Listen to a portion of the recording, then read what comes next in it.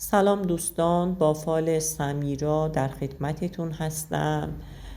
برای عزیزی فال تاروت گرفته شده و اولین کارتمون از یه دیدار میگه در رابطه با رابطه عاطفی عاشقانه.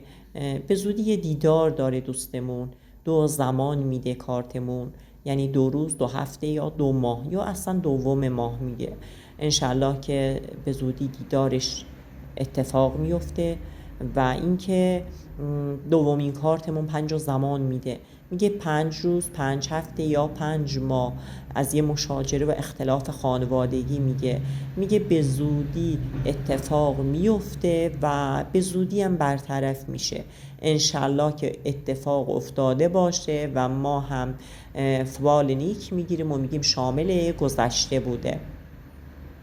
بعدش عزیزان یه گفتگو صحبت میبینن نسبت به مسئله‌ای که فقط خودتون میدونید، به زودی انجام میشه و به مثبت ختم میشه.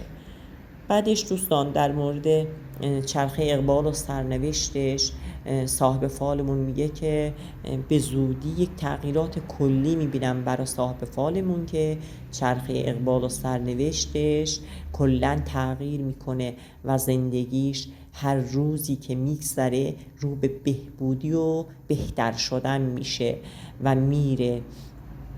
و امیدوارم که با روشنایی و خبرهای خوب و خوش و خرم همراه باشه. دوستان 3 زمان میدم برای یه جشن خانوادگی، یک خوشحالی دور همی که انشالله 3 روز، 3 هفته یا 3 ماه اتفاق میفته. و 6 زمان میده از یک قهر و جدایی، میگه برامون از یک دوری عاطفی میگه که اتفاق افتاده و یا اینکه در حال اتفاق افتادن به زودی اتفاق میفته اگه اتفاق نیفتاده باشه. و دوری عاطفی میتونه طلاق و جدایی هم باشه عزیزان، یک قهر و جدایی، فاصله عاطفی که گفتم براتون. بعدش آخرین کارتمون 6 زمان میده، 6 روز، 6 هفته یا 6 ماه.